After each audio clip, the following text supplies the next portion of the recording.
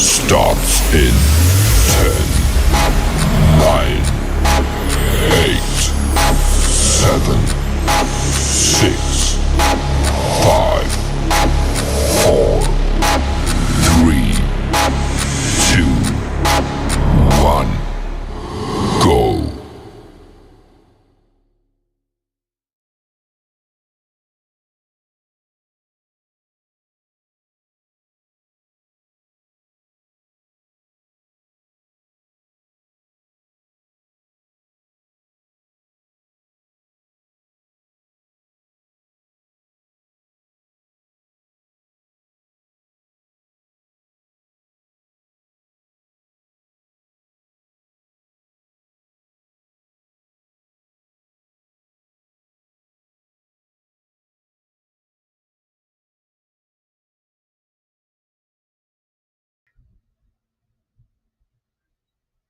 Well, hello. How are you guys doing this evening? I hope you guys had a wonderful weekend, had a blessed Sunday, and getting ready to enjoy your Christmas with your family and friends.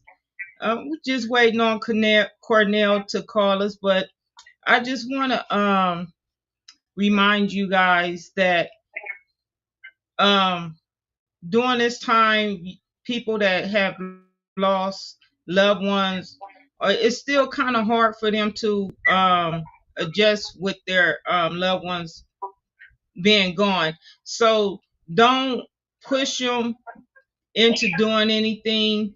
Don't criticize them. Don't tell them that it's it been so many years or so many months that you should be past that. Don't do them like that. I had a phone call with a young lady today that said that someone told her she needs to be over it.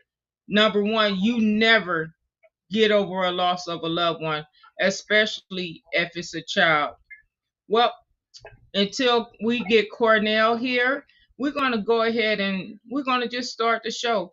Tonight, I told you guys last week that I will bring him back, and I kept my word, and he kept his promise. Let's welcome back KC. How are you doing this evening? I'm blessed. I'm grateful to be back on the platform and be able to tell the story. And I know it sounds like a book or a novel, but it was real life. The things happening, stuff that they did, and I'm just trying to get help. I'm trying to get someone to hear my story and to possibly give me the help I need in order to relieve myself of all the time that I was getting unnecessarily. Okay. So you just is this the first time you ever shared your story on a platform, or have you shared your story before? Um, I shared it on a crew podcast a while back, and it's going to remain the same as it always been. Um, I was denied. I was not the necessary help by the court that I was deserved to have. But if you want to get into it, we can get started, and I'll recap on what I looked at what I said last week. Press 2 to learn how to put thank you for using Security. Okay. We got the second co-host is joining us. Cornell had just came in. Good evening, Cornell. Hello, ma'am. How are you doing tonight, ma'am? I am doing wonderful. Me and Casey, we was getting ready to start. So, I want to go ahead and let you introduce yourself. Okay, my name is Cornel Drummer. I'm a Texas prison inmate of 34 years, and I am currently the founder of the Free Texas Campaign. I am a partner with the Aspiring Authors Magazine, a partner with the Crew Podcast, and I am a host of the Let's Talk About It show. Okay. Now, we had a discussion just morning, and I also posted the comment on Monday Motivation with Queen Angela. You guys need to check that out on Mondays. If you're not listening to Monday Motivation with Queen Angela, you are missing some good nuggets.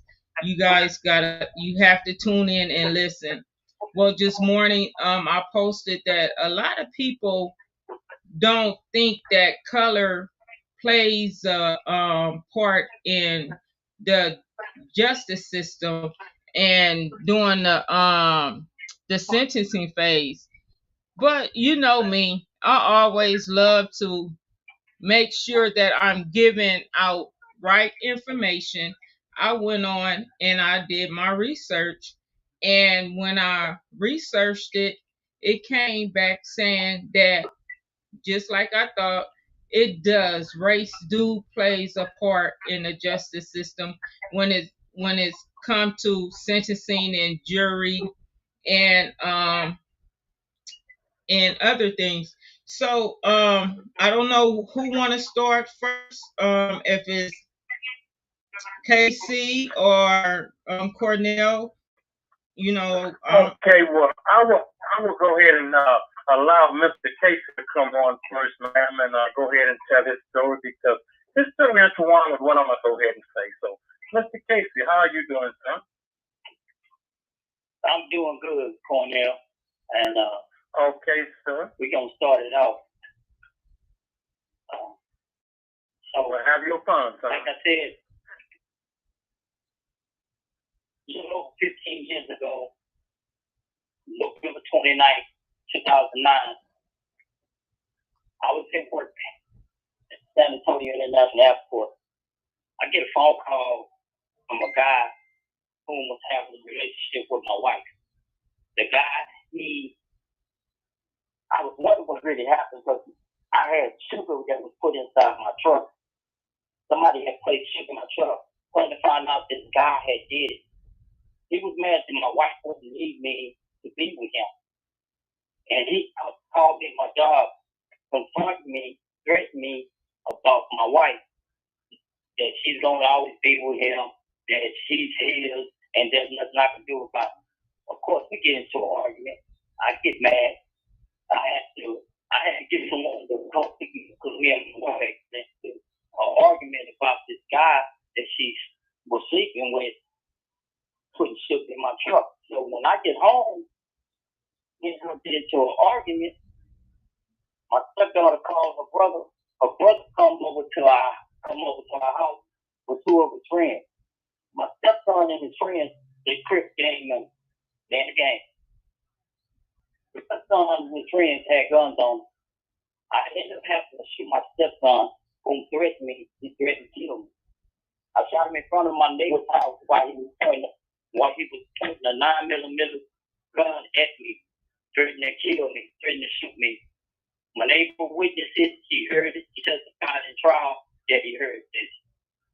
His friend ran up in my garage, up in my driveway, and he was raising his hand like he was getting ready to shoot me. I could have sent the kill, but I didn't do it. I shot him in the hand. I shot my stepson in the hand. During this incident, it shook me so much that I said I just decided to do suicide by cop. I couldn't deal with what had happened, what I had done. But while I'm in my house contemplating the suicide by the police officer, everybody's calling. My mother-in-law called, telling me that the police need to kill me, that they need to shoot and kill me. I said, yes, they're going to do that. I'm going to make sure they do that. This is what prompted me to do the suicide by cop. Then her cousins calling me, telling me that the reason why they didn't want to be in my wedding because she was cheating on me. She's always been cheating on me. So this is not, I feel like a good thing to be telling somebody who just went through this traumatic thing to do it. So now I'm looking at my marriage as like a lie. I'm looking at that everything that was going on in my life was a lie. I shot my bed because I feel like the sanctuary that I had in my bed had been tainted, that it was nasty. I felt dirty. So I started popping bottles. I had Capazier, a liter bottle. I popped it. I drank half of it. I popped the fill up bottle. Popped half of it, drank that. I got a Jose Cuervo. I popped that bottle, was drinking that. I took some Vicodins out the bottle, threw them in my white Vicodin. I threw 4 of them in my mouth, and I see the police outside, and I tried to entice the security. This thing going in my mind that I just wanted to die. That my life, my marriage, and everything that was going on in my life was a lie. I wanted to kill myself. I wanted the police to do it, but I was too much power to do it. So I'm talking to a negotiator during the time of the offense, everything that was going on. The negotiator, he talked me out of to be able to turn myself in. Turn myself in. Come to find out that me shooting out my window because I shot out my window trying to entice the police to shoot me. It was a police officer that was sitting across the street. They was sitting in this bush, this oleander bush. Everyone knew like, it's a constantly green bush. And the man was the police officer that was hiding there with a carbine rifle with a nighttime vision scope on it, trying to get a clear shot at me. But I had no idea he was in this bush. He got hit with the pellets of the shotgun I had in 2 spots in his shin. He said he pulled them out because he didn't think nothing of it. I didn't know how to hit him until after I was driving, after the police was taking me in for questioning. They told me that I shot a police officer. I didn't. But they said he was all right, that he wasn't hurt seriously. They tell me about my sister. They tell me about his best friend, and they told me they were shot, but they was okay. But still, my mind, I was hearing things, but I really wasn't comprehending the full aspect of it. I just wasn't there. And a proper procedure that they were supposed to be doing is putting me under psychological evaluation is to see why was I trying to do suicide by cop. Nobody questioned me about that. I was never evaluated for my mental state at that particular time of what was going on. So I'm in the jail. I'm going through the proceedings now of the court. Can I get there. I follow. I'm sorry to interrupt, but I just want to jump in right quick. And then you said something about your mental, and that's what I was about to ask you about your mental health. By all of that, what everybody was saying to you, your mother-in-law saying that you should just go ahead and let the police kill you, and your family or members calling saying that letting you know the reason why they wasn't in your wedding because she had cheated on you. Her cousins called you. So would you her cousins with his friend. So would you say that right there you just had a meltdown, or you just lost your mind at that moment, not finding out what, at that stage? I had to shoot my stepson. So shooting someone is different from shooting someone that you feel like that you were in a threat or that your life is in danger with. Like I looked at the situation as being dangerous, but at the same time, I had gun training. My best friends is ex-military. They used to take me to the gun range, taught me how to use weapons. They gave me the protocol of shooting a gun if I have to shoot someone. Because anybody that's been through safety training and gun training, they tell you to shoot to kill. They don't teach you to shoot the wound. They tell you to shoot to kill when you're taking any kind of gun training. There is no shoot the person in the leg or shoot them in the arm or anything like that. But I felt like that I was so good that I can neutralize the situation from getting any serious. So I know from the standpoint, I looked at my stepson's friends more dangerous than him because he was in college. He was hanging with people from his past whom they adopted him into his gang life. he wasn't no fully member in this thing, like, like being jumped into it, initiated properly through the game procedures, how they do it. He was, okay, you cool with these people, okay, you down with us. That ain't how it goes. And anyone that's listening to the talk, they'll tell you that ain't how the game like that goes. You got to prove yourself worthy to be having the title, whatever you affiliated with. I think Cornel want to ask you a question. Yeah. Okay. So at the time of the incident, right? Prior to the incident, have you had any other mental issues related to your mental capacity as far as, to make a determination whether or not you are competent at the time of these proceedings that, caused you to commit the incident to which you caused? Have you had any prior incidents prior to this incident that anybody can say, well, hey, something's wrong with you, or are you mentally incompetent, or you have psychological evaluation problems? Has there been any other incident other than this one? When I was 19 years old, I was dating a girl. Her mother made her kill our baby. Getting ready to go in the military, planning on to marry this girl, and her mother made her get an abortion. They called me to come to her house and the mother tell me, I'm not ready to be no grandmother, and my daughter's not ready to be no mother. I made her get rid of it. So when she said get rid of it, I snapped. I mean, it did something to me. And 19 years old, not understanding the emotions that I'm going through, that I just lost a child, and I didn't know how to affect that emotions, and I tried to kill myself. I didn't want to deal with it. I didn't want to deal with thinking about it. Okay, so would you say that this incident here is a repercussion, a replica of that type of an incident, that anytime you get in a situation like, if it is, turn up, these guys came with guns, so you was there to defend yourself. So that would be classified as a self-defense case. But after that incident, to where after you shot these individuals, you were saying that you was ready to go out by suicide by cop. So I'm asking the question that, did you have any other alternative other than trying to go ahead and to have them to shoot? Or do you feel, like she said, did you just felt like had a meltdown from that, or what?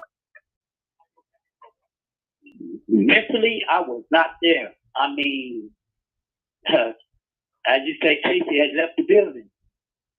Any kind of emotional attachment, feelings, anything, it was dead. My marriage, I felt like that it was fake. I felt like that it wasn't real.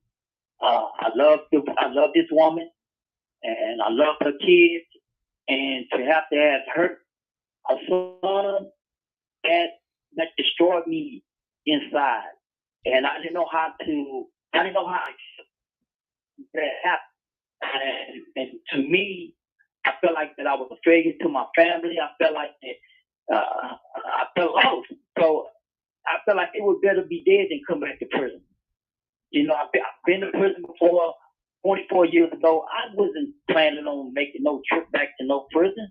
I thought I had my life together. I had 3 good jobs, and I'm a black male who had a criminal record, but I thought I had redeemed my reputation. I thought I had got all that stuff behind me, and I moved forward in a positive way. But I was broken. I felt like I was damaged. I was damaged inside, and there was no coming back. And I'd rather be dead than to go through this type of stuff that I'm going through right now.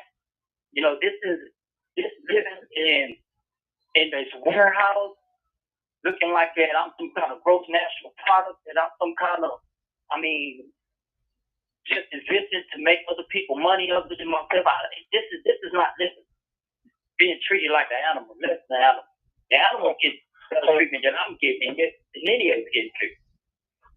Okay. Well, how would you take society looking at you, then shot 2 people, and shooting a gun at police officers or stuff like that. Would you think the society would classify you as a menace to society, as a person with anger management problems or something like that, a total disregard for the safety of other people? You wouldn't take it like that, or how would you take it, sir? I wouldn't take it like that. I was put in a precarious situation where that I had an individual pull a gun on me and telling me that he was going to kill me, he was going to shoot. What am I doing? Okay. I got found out guilty for shooting my stepson for the reason of self-defense. I got found guilty for shooting the train because I shot him not once but twice. Because when he got shot the first time, he ran and hid behind a car and act like he was finna shoot me again. So in my mind, I'm looking at him. He's in a shooting stance. He's getting ready to shoot me. So he picked me from behind the truck like he's finna get ready to shoot me, and I had to shoot him again. I wasn't taking. I'm rolled up on the street of San Antonio. There's no way that I'm going to let somebody get in a position to where they was going to kill me after they just threatened to kill me. So I had to, and courts don't look at it like that, Cornel. Dealing with the court system itself, that whole thing was a farce. It was fake. Why would you call the court? Why are you calling the court system fake? Why? Give me some what? So this is the point of the case. They got a procedure that they're supposed to be doing. I asked for an attorney. So they take me in the courtroom with an attorney to get an attorney. One of the lawyers that got appointed to my case gave this.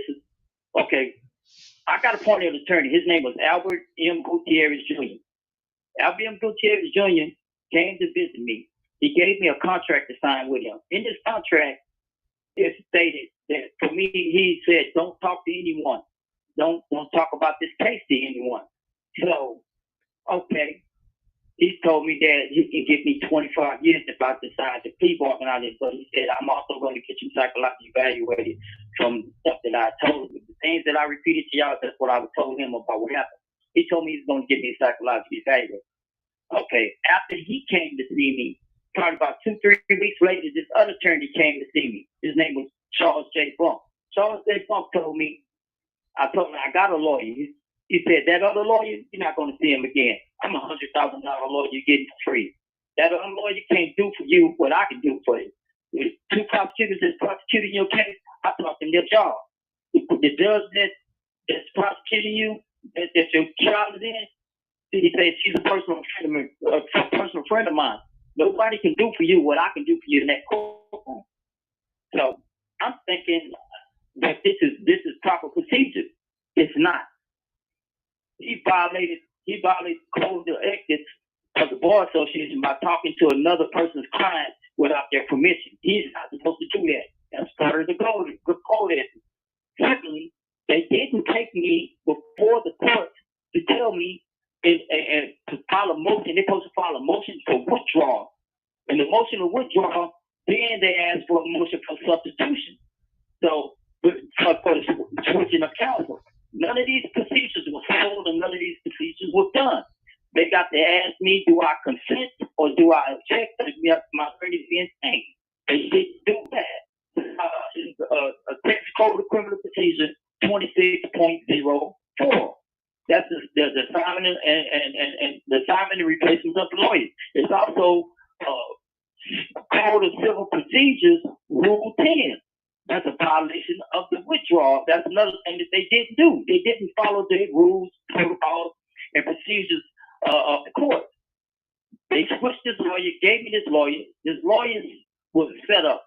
I didn't know who he was until it was my sentencing hearing. He wore this blazer that he wore when I got the motion to go into the court to get a public defense attorney from the public defense attorney program.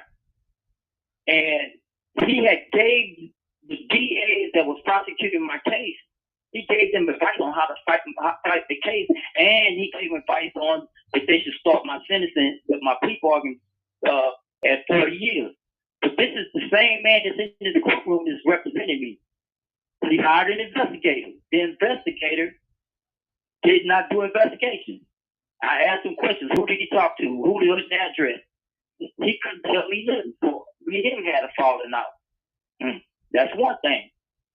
I asked him about, he comes and he goes into the state's file, the prosecutor's file, their evidence, their witnesses. He did not give me not one witness to testify on my trial in an 8-day trial that I had. He did not do none of those things. He couldn't show me nothing that he had personally done on his own. When it comes to talking about the suicide by cop, yes, it was the issue in my trial, but this man never had me psychologically evaluated at not one point in time during the time that I went to court. That's the issue. The issue of my mental state of time and my mental state of mind was the issue in my trial. Sure, during the chief phase of the trial, they wanted to look at information from the witness, which was one of my stepson friend who was shot. He's been in trouble. He was on probation in that courtroom for trying to take the gun from a police officer during an altercation he was fighting with police. So he was already on probation out of the same courtroom that I'm in trial with. They used him as a witness against me, but I could not say nothing about him ever being in trouble or him being in the game, but they filed a motion to eliminate the motion. It prevents me about who he what he's pleading with. I couldn't say nothing about that. They put a gag order in my trial, so nobody from the public could be in there. Nobody from the news media, because I had a high-profile case. They wouldn't let the public be a part of my trial, and that's another thing they was doing. They was hiding things that the public could not see. They enhanced me. They enhanced me for as a habitual offender. That means that I had been in trouble 2 times prior when I was younger. They used those things I did in my prior in order to enhance me to be able to get 25 to life. However, one of the charges that they used for the enhancement allegations they couldn't use because I never got convicted on that trial of this thing that they used, nor was I ever indicted on this issue as well. It's a made up charge. So I got time for a made up charge that I never went to prison for. And that's what they done. Casey, some of the things that you was just speaking on, I heard that from other men.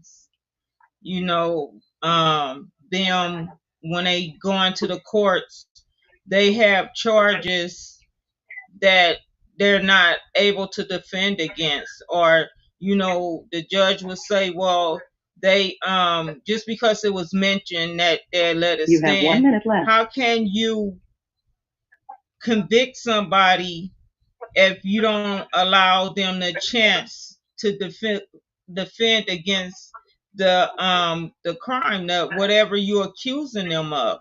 How can that be? I'm gonna call back. Okay. Cornel? Yes, ma'am. How can that be? Okay, ma'am, here's The what's caller has happening hung with up. what you have. Okay. They have made a shortcut way on how to get convictions against individuals, right?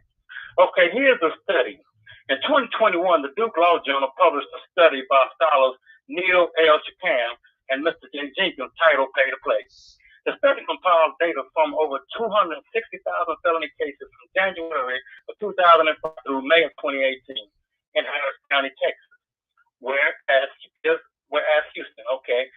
In that jurisdiction, the assignment of counsel scheme is supposed to be a wheel system.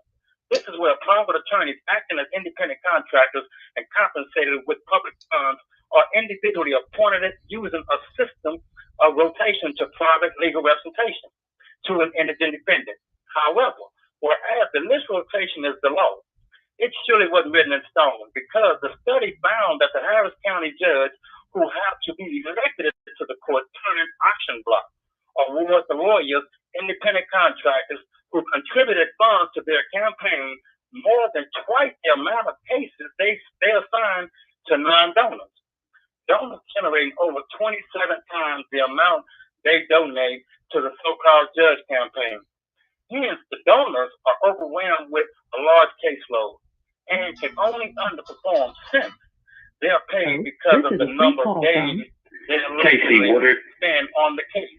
They are encouraged. An inmate So what says, happens? Connolly unit, this call is being recorded and is subject to monitoring. To accept this free call, press 1. To refuse Cases this free based call, upon press them 2. donating to the Energy Security. Defense Fund You may start the and to the judge's conversation now. campaign. So like in Casey's case, his lawyer now did not have the will. It was not assigned to Mr. Casey's case according to the will. The judge put them on the case in order to pay the attorney double the amount of money to help them get his conviction, not help him defend his conviction. So this is why our system is so broken, because they have found a shortcut on how to get convictions. African Americans are being placed between all white juries behind this type of a system, where judges are allowing the district attorney and the attorney to exclude all African Americans from the jury panel now, to allow an individual African American to be placed between an all white jury trial to get a conviction with falsified evidence, perjured testimony, and all of this. So with a system like this, ain't nobody paying attention to how they're getting the conviction. All we care about is we, the jury, find the defendant guilty as charged in the indictment. Once that happens now the burden of proof is shifted to the defendant to have to prove his innocence. And with a broken system like we have today, ma'am, it's almost nearly impossible to prove that you are innocent through a crooked justice system. Well, you know, Cornel, Okay. I'm sorry to interrupt you. I just wanted to know if they say that you have to, the juries is a jury of your peers, because you said that the court said that the jury was an all white jury, and statistics shows, once again, it's just not what we're saying.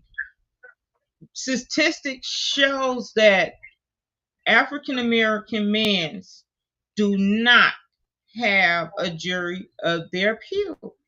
Okay. They don't. As in, you know, in Juan's case, he had 6 whites, 5 Hispanics, and one mixed, one person that had black in her shoe. That's what he told me. And that's what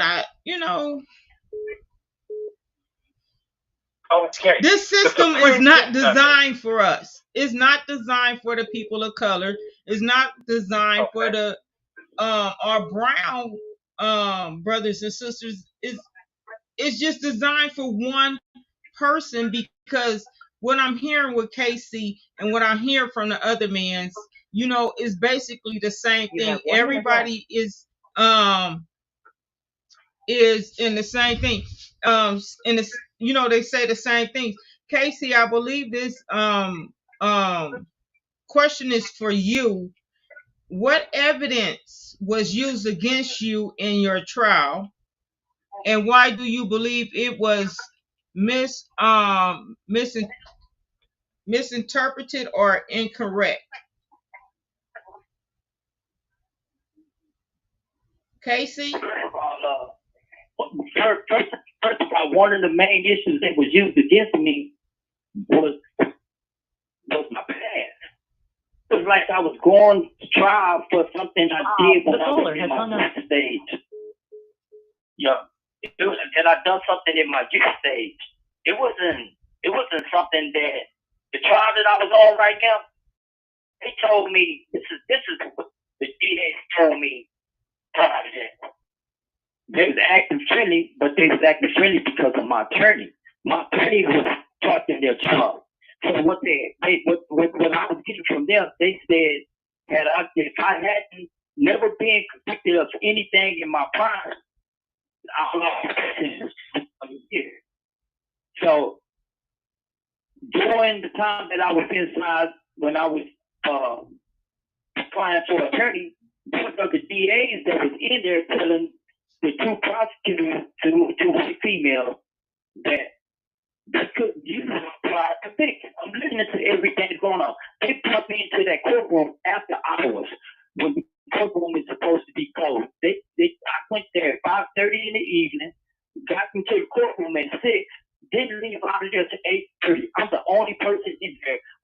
all these white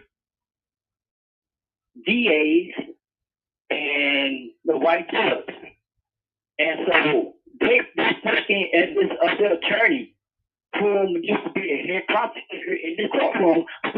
My attorney said, "Oh, whom later was assigned to me." So the evidence that they used against me, actually, it was fabricated up because of my power. My powers got me that time. So it wasn't even about what I done. So you saying that they use your past to convict you on in this case. They didn't have no evidence against you, because I heard that you said that you was acquitted. Self-defense. It was self-defense. It was self-defense. It was self-defense. It started out now. What I'm accepting responsibility for was the incident with that officer. I take full responsibility, and I'm accountable for that. That incident right there, I didn't want no one getting hurt. You know? And it's really, that's really what my son. I'm going to be honest with y'all. We at my house, you an active gang member, and if anyone else going to come and put a gun on me at my house, I'm going to shoot him. Only reason how they killed him was because of his mama and his father. They were a friend of mine. They were professors at a college. His mama was a professor and his daddy was a professor, was the lead teacher of the college in San Antonio, a black college. You know? And because I went fishing with this person, and I knew him, I talked to him on occasions, I always talked to him, I'm a social critter. That's the only reason I didn't do it, because I didn't want them to go to a funeral. I didn't want to kill this. He put, a situation where I had to defend myself. And you hit my house. You hit my house. And anyone in your position would have defended themselves, and they would have seen it as it was either my life or their life, self-defense.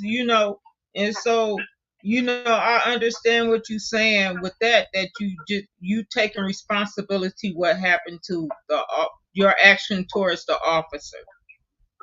See, the thing about it is, when I'm going through this trial, Miss Shanette,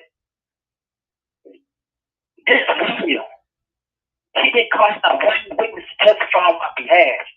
He didn't call out one expert witness to testify on my behalf about my mental state. He didn't call out nobody to defend me. They threw the SWAT officer who was shot by me to be sworn in as an expert witness on ballistics. I needed someone to tell the truth about the distance of where these shots were fired. How far was it? Because they can do a shot pattern with a shotgun and tell how far it was. The DAs coached my stepson and his friend to lie. They said that they was across the street 40 feet away. They were 30, 40 feet from me out of shot. They were on the entire body because the pellets of the shotgun would have hit them for their body. That wasn't the case. It was a dice barrel and a shot in the hand. Both of them in their hands, because I knew what I was aiming for. I was just wanting to make sure that gun wasn't going to be shot, or they was going to raise it up to shoot me. I'm good enough to do it that way. And I've been practicing shooting guns for a long time since I was a kid. My neighbor taught me how to shoot guns. He run a gun range. So it's not something that I haven't been doing. I hunt, I fish, I do all these things, But at the same token, the things that they done in that trial, and they put home, it put all the constitutional rights and all my rights in that court on what to do what they did. The judge violated she interfered with the fact finding of the jury during the deliberation. He did a supplemental charge to discourage them from looking at the evidence that they want to look at the testimony from my stepson's friend. They wanted to see that again. She was on another thing to delay their back finding that they can see everything that it was making a long time but they need to look for it. They never looked at it. To find out one of the charges that they may be taking to negotiate. Cornel, have a question for you. Go ahead, Cornel. Okay. Go ahead. Obviously, your case is a self-defense case, Mr. Casey. Okay. And outside of that, little did you know, after the shots fired, Mr. Casey, you were doomed. Why? Because you was forced to go to a rigid criminal justice system. You know, so with that being said, you did what you had to do to defend yourself.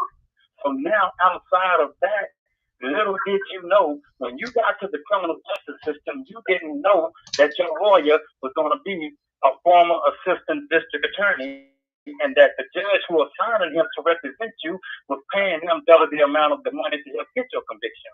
Now watch this.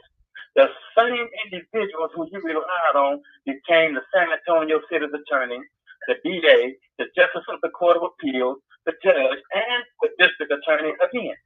Susan D. Reed became another district attorney after being an assistant district attorney.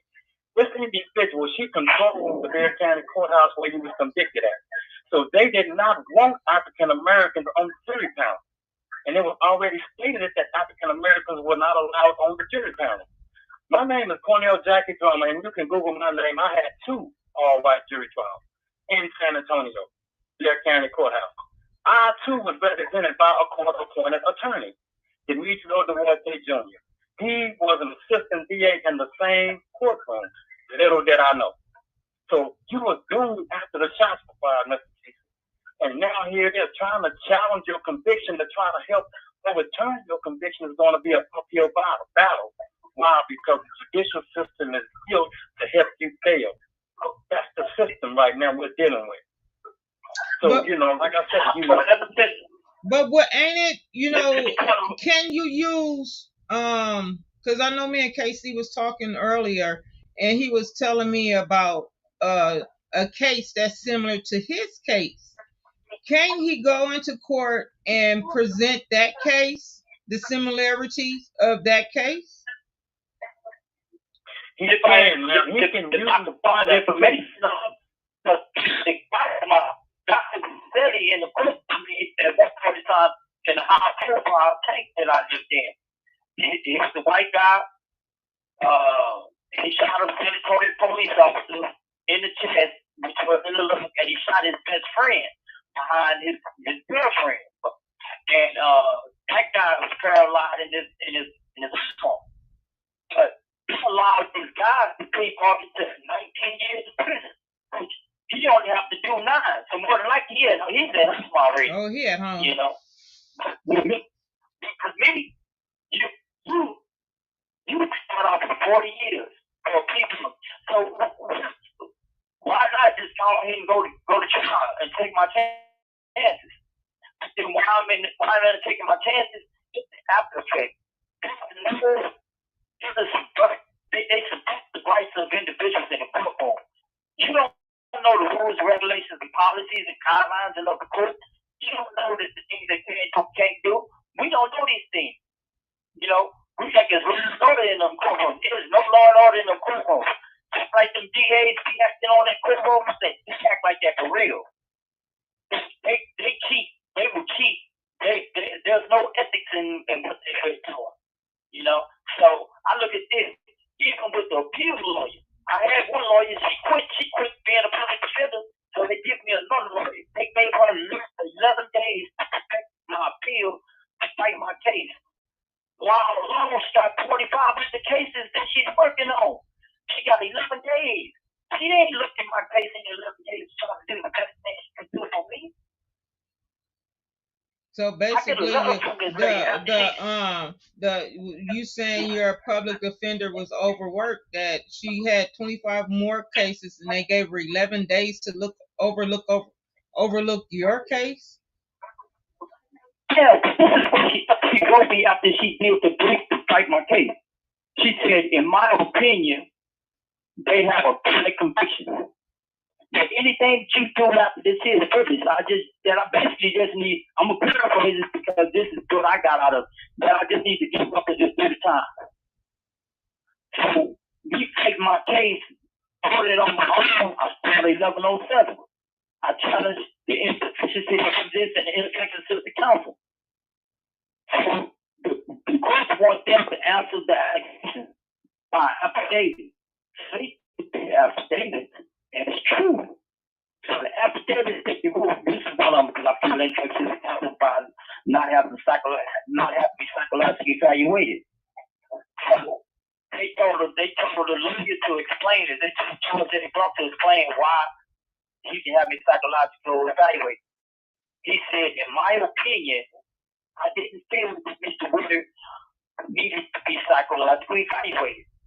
You're not a psychiatrist. You're not a qualified, certified psychiatrist to be able to evaluate me on what you feel or think.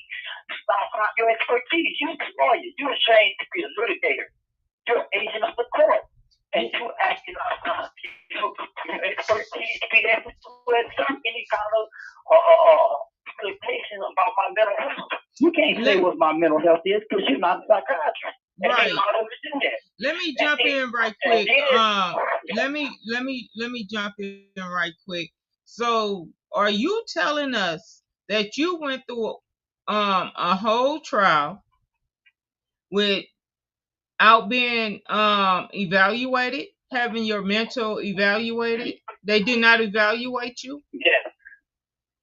They didn't evaluate me. And then when I come to prison, I'm still dealing with the residuals of that incident. I was steady having recurring nightmares and dreams. I wasn't mentally right. I didn't get my mental state capability at least normal until I went to prison in December 2010. When I got there, they evaluated. They needed us because I still had a crime pit. I was still have emotional breakdown. And then around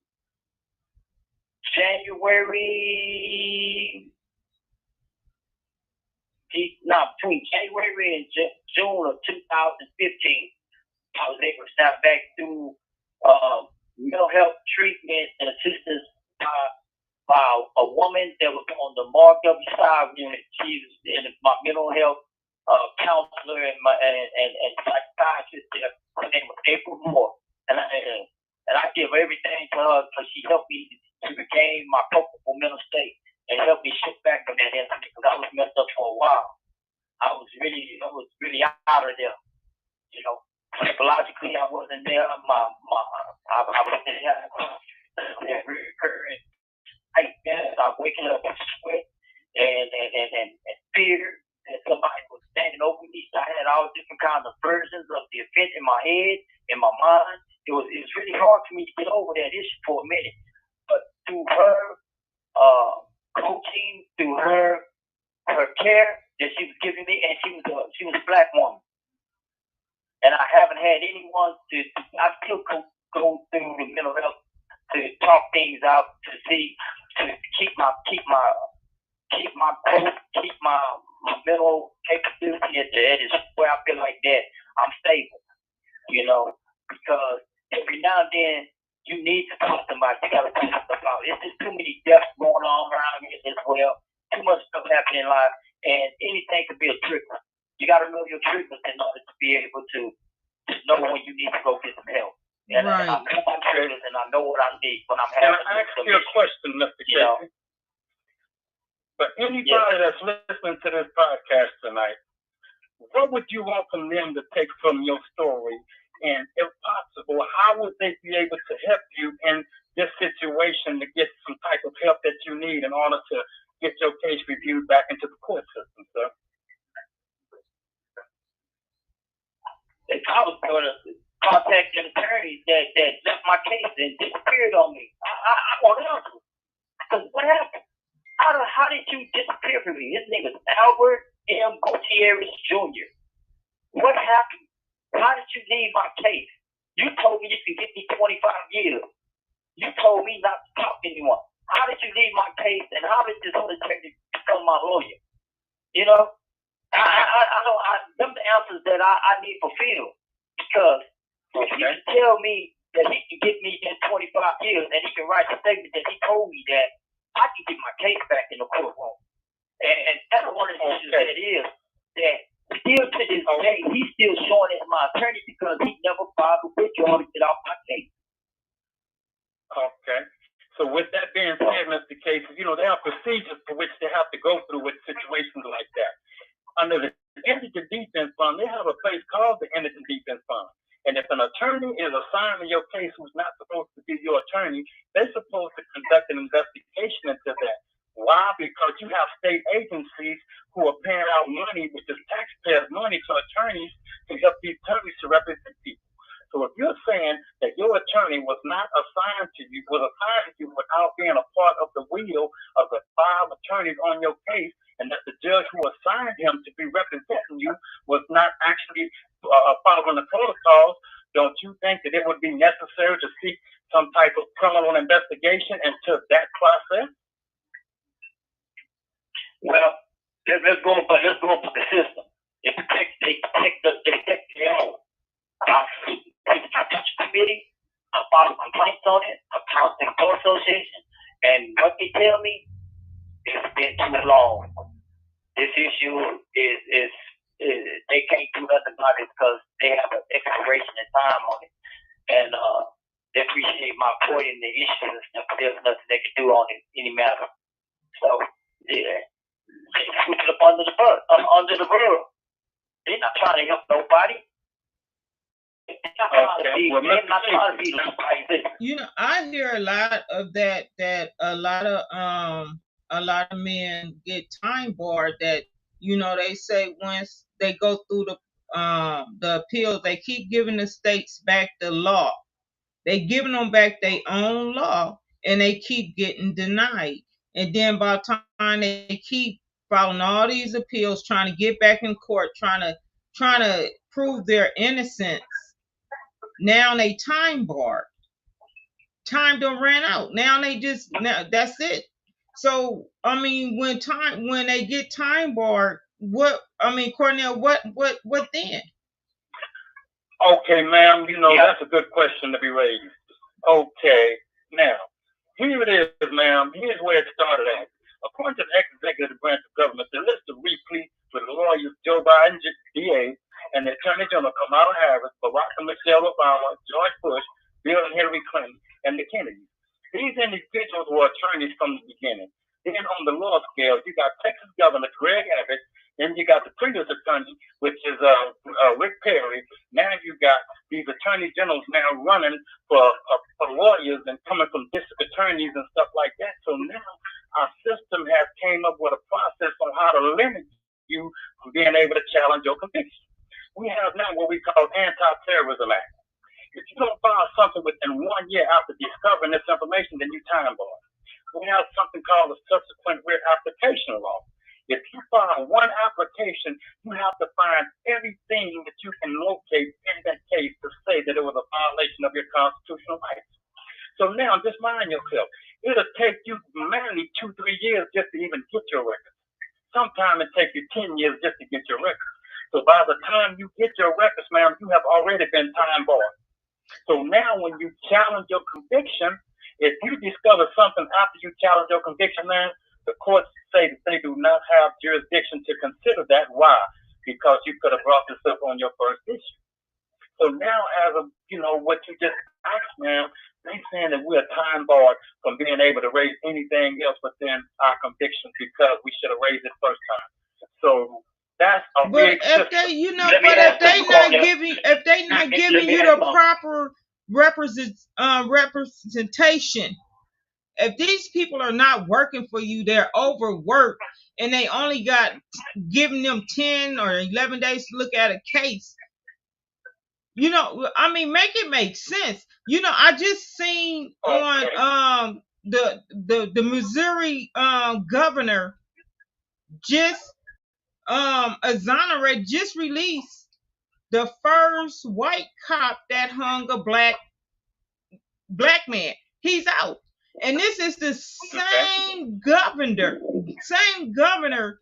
in August that wouldn't stop the execution of Marcellus Williams, the black man that was wrongfully convicted. But you're gonna put an innocent man to death, but you're gonna let this person out that hung a black man.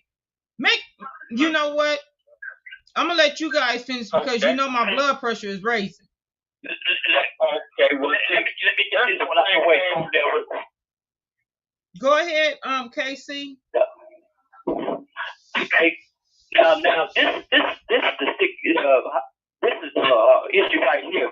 Now, this same lady attorney who they assigned to me in the story of Rodriguez Miller, she's representing me. So she filed this writ. So when I filed an effective assistant counsel on her, and she said she had to answer why that she filed an effective assistant counsel. She has to go find this lady. She would not answer the court, and it took them 6 months to find her to bring her to the court. So when they finally brought her to the court, they questioned her. If I want to be able to supplement my records, I want to be able to question her on the stand. If you're going to sign me an attorney, I have the right to be able to question her if you have a hearing. So I filed the necessary paperwork to be able to do it. They denied me from being able to do it. But they didn't tell me that they had this hearing after they answered my writ, which they denied. But this lady said, when I was reading her answers while they was questioning her, they asked her, why didn't you file an effective assistant counsel on his attorney, Charles J. Park? She said the reason why she didn't file ineffective assistant counsel because in her experience, that justices look down on other attorneys who file ineffective assistant counsels on other lawyers. So she did not do it. So if you didn't do the job that you was paid, because you was paid by the innocent defense to represent me. So you didn't do your job because you had fear of what the judges and other your peers would think about you because you file on against another lawyer. You got to your duty, your job to represent me in questions of the law that I'm supposed to have an effective assistant counsel. You got deficient on me, didn't do your job because you had fear of what they were going to think about you. So therefore, I didn't have a proper appeal process. I didn't have none of that. And so when I'm reading this, I found out that they had a witness, which was the negotiator name and stuff. After I found out that he had wrote a statement, I tried to get the statement from my lawyer. He wrote me a letter telling me that he signed an agreement with the prosecutors not to share any information in their files with any of his clients. He appreciated my understanding on the matter. How am I going to understand when you're hiding information from me? That's a Brady violation. They have to disclose all evidence they have that was favorable to my defense in order for me to be able to be acquitted on the charges that I had done against me. I could have been acquitted on that issue because of my mental state, because you didn't do your job. Well, or y'all didn't have to. Let me. Right. Let me jump in right quick because we only got 5 minutes left. We always running out of time when it's getting good. So Casey, we got to bring you back, but we're gonna be on break until February. So you coming back in February. So we're gonna talk. You're gonna keep in touch with me. Cornel, I'm gonna go ahead and let you end it. Well, let me just tell everybody Merry Christmas and remember what I said.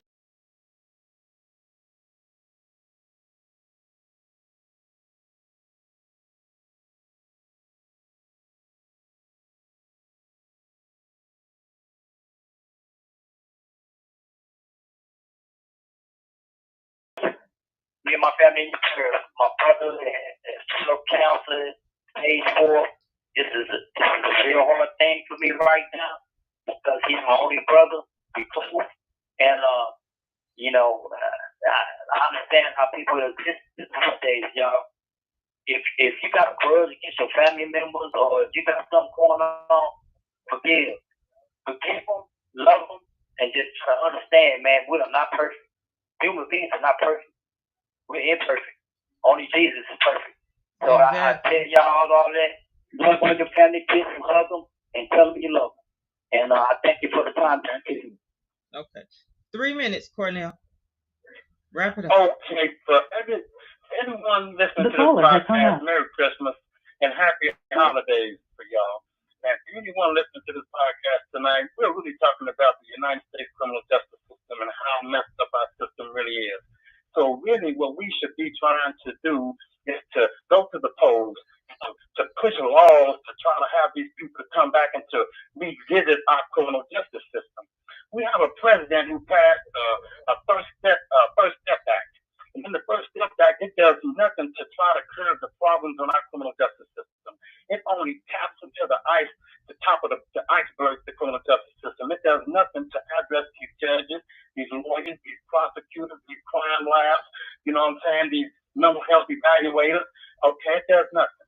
So if you are an advocate for criminal justice reform, come out, let's talk about the real issues that matters. Issues where blacks are being convicted by all white juries.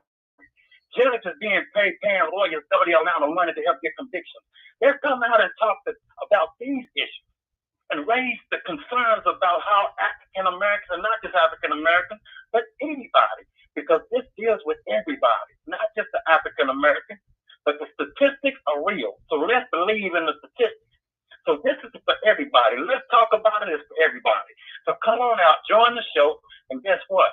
Have their voices heard. Go to the polls. If they're not doing right, throw them out the office. But let's address our criminal justice system in the right way. Start from the top and bring it to the bottom, and let's get our kids home, because that's what we have. So thank y'all very much for having me on this show, and I love being on this show. And thank you, Mrs. Shanette, for having me on your show, ma'am, as your co-host. And thank you, Mrs. Anderson, for having me a part of your crew podcast and your Aspiring Authors magazine, ma'am. And thank y'all very much for having me. Thank you.